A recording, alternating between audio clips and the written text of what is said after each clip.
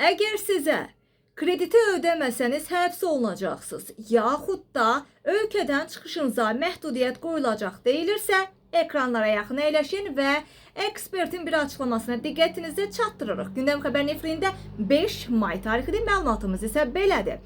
Azərbaycanda bugün olan statistikaya əsasən problemli kreditlərlə bağlı 402 mindən çox iş məcburi icraya yönəldilib və bu barədə Ədliyyə Nazirliyi məlumat yayıb. Məlumatda bildirilir ki, Nazirliyin yerli icra qurumlarının icraatında olan bu icra işləri bank və bank olmayan kredit təşkilatlarının tələbkar tərəf olduğu işlərdir. Həmin işlər məcburi icraya yönəldiyinə görə problemli kreditlər hesab olunur. Ölkəmizdə bank və ya bank olmayan təşkilatlarda müəyyən vəsait götürməklə qarşısına qoyduğu məqsədi reallaşdıran insanlar çoxdur. Lakin sonradan həmin məbləği ödəməyən və ya ödəyə bilməyən insanların da sayı xeylidir. Ümumiyyətlə, problemli kredit anlayışı nədir, buna nələr daxildir və məcburi icra qaydaları hansı borçlulara aid edilir?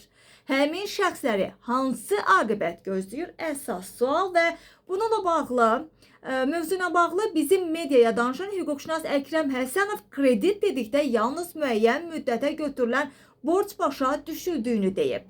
Yəni banklardan, bank olmayan təşkilatlarından, lombardlardan, ticarət şəbəkələrindən alınan nisyə mallardan söhbət gedir. Amma icra məmurlarının apardığı və məhkəmələrdə baxılan borc işlərinə problemli kreditlərdən əlavə alimentlər də daxildir. Çünki bu da borc hesab olunur. Yəni bu mənada bura aidliyi var. Onu da ödənilməsi mexanizmi eyni şəkildədir. Məhkəmə üçün, icra məmuru üçün fərqi yoxdur ki, vətəndaş kredit götürüb qaytarmır, yoxsa valideyn aliment ödəmir. Ekspert bildirir ki, qanunla borcu ödəməyənə qarşı heç bir tədbir görülə bilməz.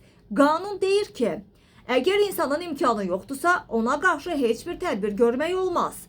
Bizdə isə həbs olunacağını deyirlər, ölkədən çıxışına qadağa qoyurlar, hətta bəzən cərimə edirlər.